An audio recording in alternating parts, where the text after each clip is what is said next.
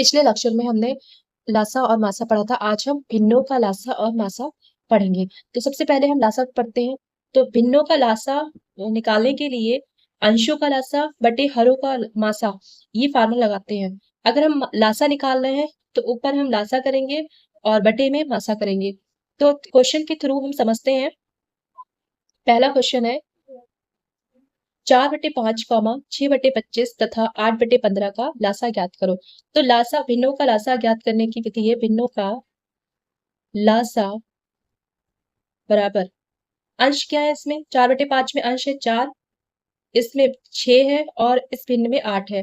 तो 4, 6, 8 का लासा लासा निकालना है। तो अंश का हम लासा मतलब ऊपर हम लासा निकालेंगे और फिर हर का मासा निकालेंगे। तो हर कौन सा है, 5, 25, 15। तो 5, 25, 15 का मासा। इसी फार्मूले को हमने यहाँ पर यूज किया है। भिन्नों का लासा फाइंड करना था हमें। तो लासा निकालने के लिए अंशों का लासा, तो अंश क्या है 4, 6, 8। हरों का मासा, हर क्या है 5, 25, 15। तो इसका हम मासा निकालेंगे। तो पिछले लेक्चर में हमने आपको लासा और मासा निकालना सिखाया। तो 4, 6 और 8 का लासा निकाल लेते हैं। तो 4, 6, 8 का लासा आपका आएगा। इसको साइड में निकाल लीजिएगा, यहाँ पर साइड में निकालते हैं। 4, 6, 8 का लासा निकालेंगे। तो 2 दूना 4, 2 3 6, 2 चौक 8। फिर इसी तरह 2 एकम 2, ये नहीं कट होगा 2 से, 2 दूना 4। फिर से कट कीजिए, एक कट नहीं होगा 3, फिर 2 एकम 2। अब यहाँ पर 3 से कट हो जाएगा। तो इसका लासा आ रहा है 2 दूना 4, 4 दूना 8, 8 तिया 24। तो 4, 6, 8 का लासा आ रहा है 24 बटे 5, 25 का मासा ज्ञात कीजिए। मासा निकालने की विधि होती है गुणनखंड विधि से, इसको निकाल लीजिए। 5 के फैक्टर क्या है, 5 और 1। 25 के फैक्टर क्या है, 25। यहाँ लिख देते हैं। 5 के फैक्टर है 1 और 5 होगा, और इसी तरह 25 के फैक्टर है 1, 5, 5 गुणा में लिख लीजिए, गुणा में। ठीक है। इसी तरह आपके 15 के फैक्टर है 1 गुणा 3 गुणा 5, 5 एकम 5, ये 25, ये इसकी फैक्टर कहलाते हैं।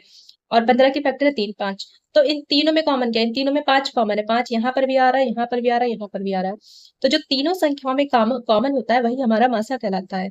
तीनों संख्याओं में उभयनिष्ठ नंबर जो होता है वही मासा कहलाता है। तो मासा हमारा 5 आ गया और एलसीएम हमारा 24 आ रहा था। यहाँ पर लिखिए 24/5 आपका आंसर है। इसी तरह इस क्वेश्चन को भी करेंगे। क्वेश्चन है 5/7, 7/9, 9/11 का लासा ज्ञात कीजिए। तो जो फार्मूला हमने लिखा था, क्या था फार्मूला, भिन्नों का लासा बराबर अंशों का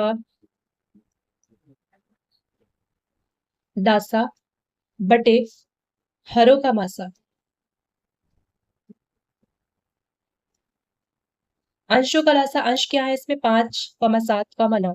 तो लिख लीजिए 5, 7, 9 का लासा बटे हरों का मासा। हर है यहाँ पर 7 है और 9 है और 11 है। तो 7, 9, 11 का मासा। 5, 7 और 9 का लासा निकालिए। 5, 7, 9, ये 3 से कट होगा, 2 से कट नहीं हो रहे हैं क्योंकि सम संख्या नहीं है। तो यहाँ पर 5 लिखिए, 7 ऐसे लिख दीजिए, ये कट हो जाएगा। 3 या 9। इसी तरह फिर 3 से कट कीजिए, 5, 7 और ये 1। अभी 5 से कैंसिल होगा और ये आपका 7 से कैंसिल होगा। तो इनकी मल्टीप्लाई कीजिए, वही आपका लासा निकल आएगा। तो 3 या 9, 9×5 45। 45 को 7 से गुणा करेंगे तो आएगा 35 का 5 हासिल 3 और 7 चौक 28, 28 से 3 36, 315 आपका आंसर होगा। तो जब हमने 5, 7 और 9 का लासा निकाला, तो लासा निकालने के बाद इनकी मल्टीप्लाई की, तो मल्टीप्लाई करने पर हमें 315 मिल गया। अब 7, 9, 11 का मासा निकालना है।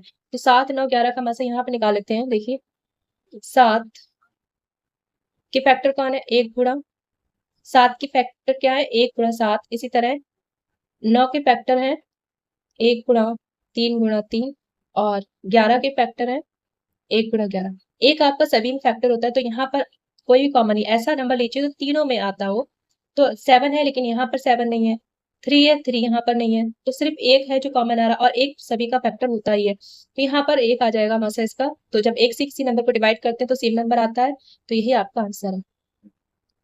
तो इस क्वेश्चन में क्या किया है, 5/7, 7/9 और 9/11 का लासा निकालने के लिए हम पहले फार्मूला रखेंगे, अंशों का लासा बटे हरों का मासा। अंश लिख लीजिए 5, 7, 9 का लासा निकालेंगे और हर क्या है 7, 9, 11 का मासा निकालेंगे। इन संख्याओं का लासा और मासा निकालना इससे पहले वाले वीडियो में मैंने सिखाया है।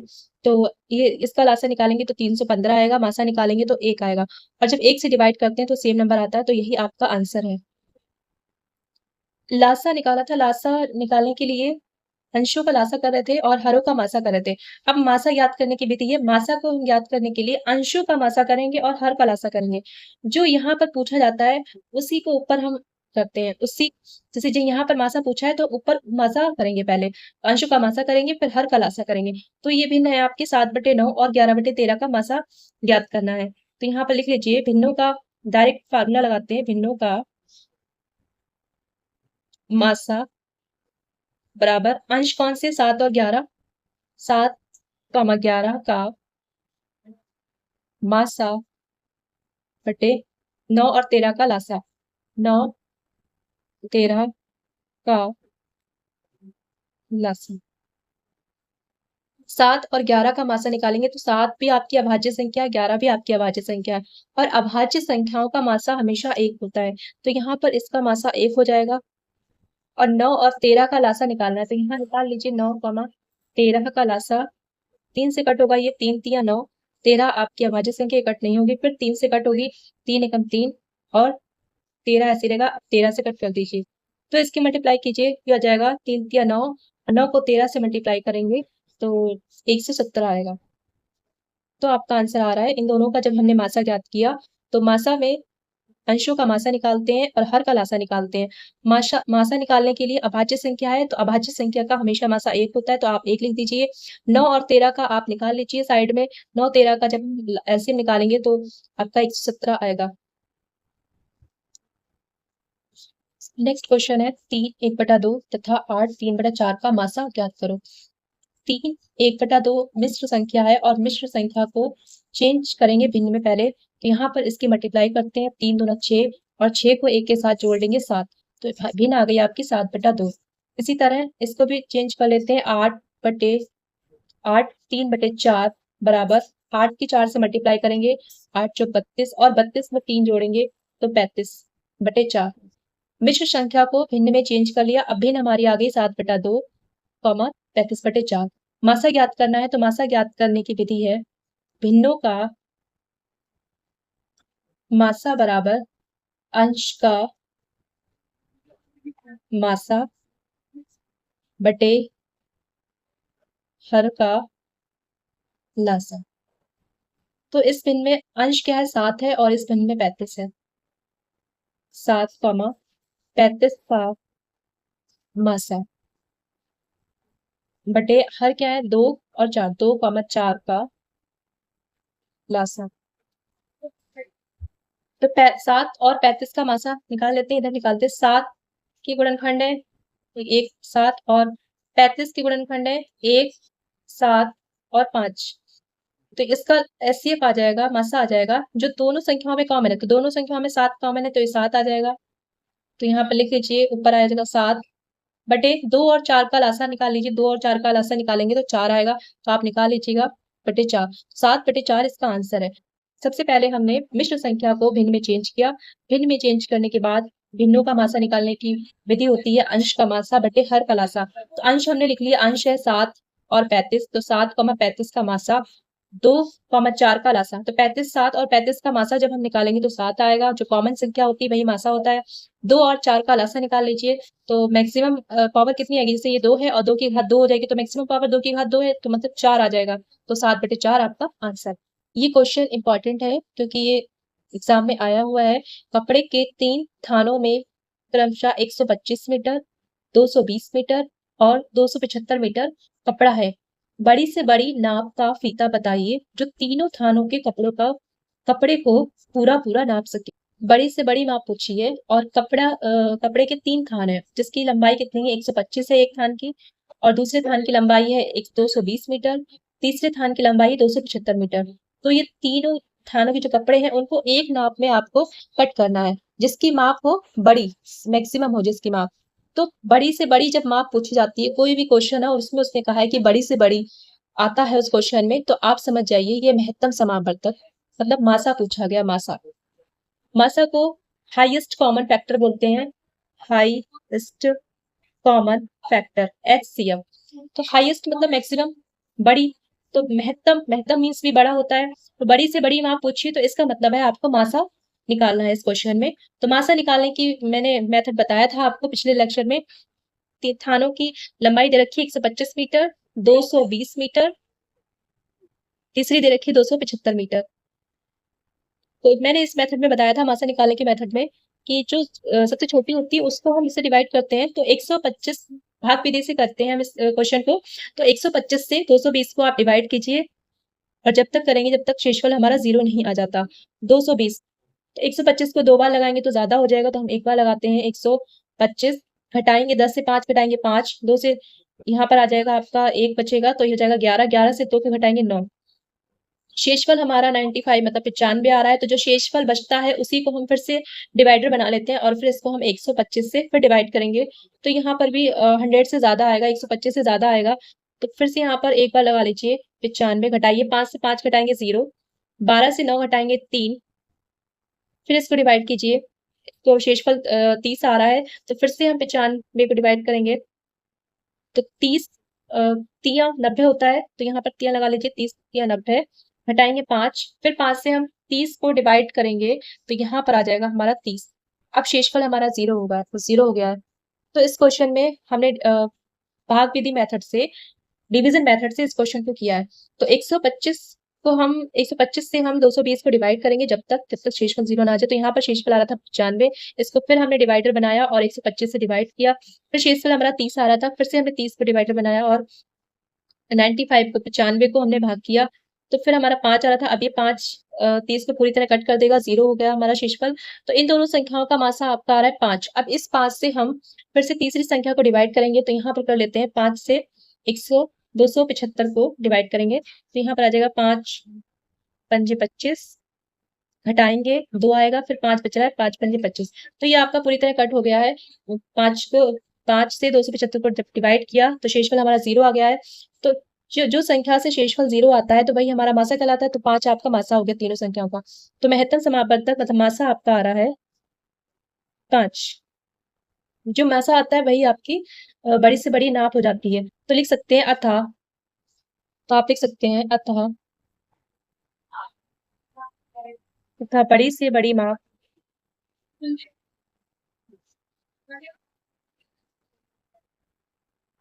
तथा बड़ी से बड़ी माप है 5 मीटर। ये आपका आंसर है।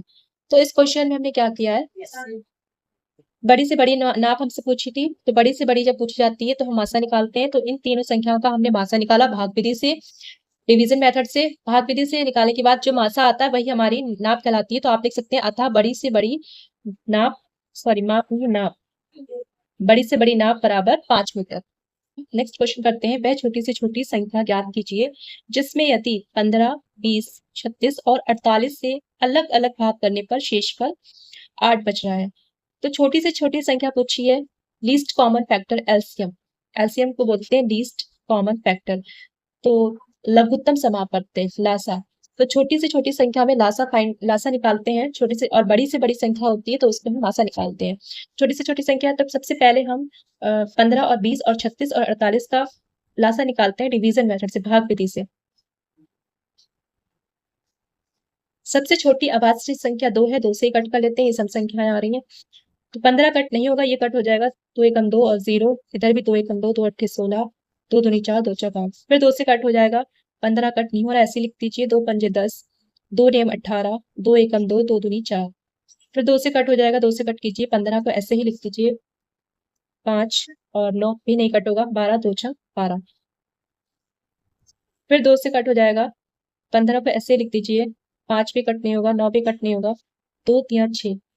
अभी ये सारी विषम संख्या है तो 2 से कट नहीं होंगी, 3 से कट कीजिए, 3 पंजे 15, 5 कैंसिल नहीं होगा, 3 3 9, 3 कम 3, फिर 3 से कैंसिल हो जाएगा, 3 एकम 3 और अब ये 5 कैंसिल हो जाएगा। तो इन सभी की मल्टीप्लाई कर लीजिए, इन सभी की मल्टीप्लाई कर लीजिए, आप एलसीएम आ जाएगा।